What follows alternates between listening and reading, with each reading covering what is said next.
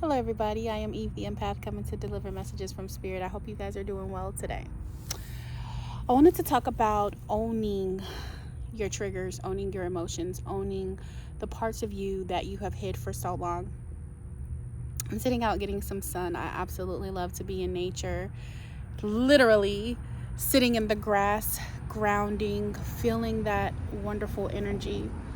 And as I was sitting here, thinking about content for you guys, I wanted to go to a place that a lot of people do. We listen to the voice of others so many times and we take it as ownership of us. And I wanted to bring you to a place where I was that I had to read that I recently overcame. When I was 10 years old, I had my first crush, right? A boy. It's always a goddamn boy, guy, somebody, right? I had this crush on this guy. His name was Alton XXXX. We just gonna say that, Alton, right? And I was in the 5th grade, and I remember he would come through in the lunchroom every day, and he would pass by my table, and my heart would just flutter, whatever. And we had this directory in our school, and so I called him one day. I was bold, bee. And I called him, and I was like, hey, I like you. And he was like, really? Who are you? And I was like, oh, I'm in such and such class, blah, blah, blah. He was like, okay, well, show me who you are tomorrow. And I was like, okay. So the next day, he's walking by, and I wave at him, and he is like, I'm not talking to you. And I remember, like, who I was at that time. My mom used to always braid my hair and these little funky styles and this and that. So I wasn't the most confident person. I was a super skinny kid and like nothing. But I was also very young and just kind of coming into my own. Needless to say, this guy, that evening, I called him and I was like, hey, did you see me, blah, blah, blah. And he was like, you that ugly girl with them plaits in your head? And I was like, huh? He said, don't your ugly ass call me no more. And his words stuck with me. His words lived in my thoughts, in the back of my mind, in the crevices of my spirit for so long. Because no matter how beautiful I was inside or out, no matter how many compliments, his voice would periodically creep up. And I remember it was 2020. I had to do a headshot for my job, and they wanted to put it on these marketing flyers that went out to our clients. And the guy I was dating at the time took these pictures of me, and I'm not a big makeup person, but I was like, you know what?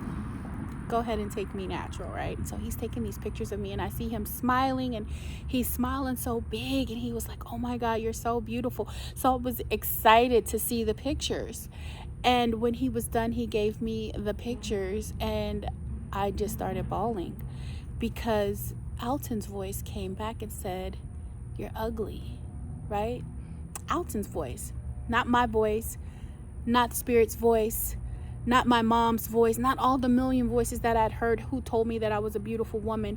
And this isn't about being superficial. This is about listening to the voice of another. When we listen to other people's voices, when we listen to outside voices define us, when we let someone else define who we are, and we become that version of what they say we are, we lose part of who we are until we go back and reclaim it. So that's what I did. I had a conversation with my friend, the Pisces, and I was having a moment, and I was like, I remember when I actually got this thought process that I was an ugly person. And see, ugly isn't just about a physical appearance. It's about the way we treat people. It's about the version of us that we are ashamed of. And that's another spiritual trap, because shame is just another way for us to stay stuck in cycles. And our goal is to evolve.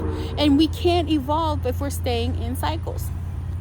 So I had to address the hurt. I had to address the pain, and I had to go back and take away the power in his words, the power that I gave him in his words. So me as a 10-year-old girl had to go, me as a grown woman had to go back as a 10-year-old girl and tell her, girl, you were beautiful. You are beautiful. Your heart is amazing. It's expansive. And every single fucking day for 60 days, I would tell myself that. I would look in the mirror, and it was hard. Some days I would feel pretty, and other days I would look at myself and I'm like, oh my God, I'm still ugly. And then finally I saw my eyes as the universe saw me. And I hope y'all caught that. My eyes saw me as the universe saw me. When our God, when our Creator, when the universe made everything, He made it perfectly, including you and me.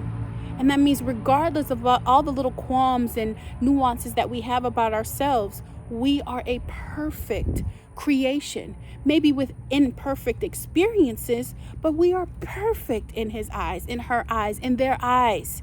Perfect. So as I begin to do this, oh my God, the way I saw myself changed. And this light that had been dim for so long, it started to emerge. So that these guys, they started popping up in my inbox and in my Uber, everywhere. I was like, where y'all coming from? No, seriously.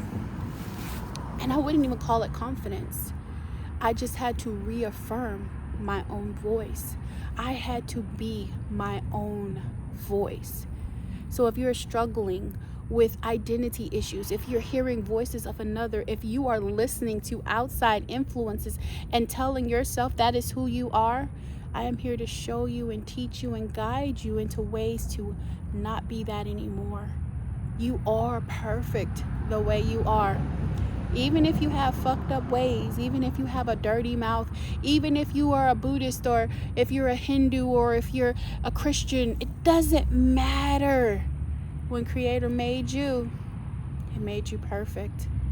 I hope you like these messages. I hope there's something that you can find that resonates with your soul, with your spirit. And if not, that's okay. If you do, however, like the video, don't hesitate to share, like, and subscribe, okay, guys? Because we do not want you to vibrate in the places that you don't belong. Love you. Bye.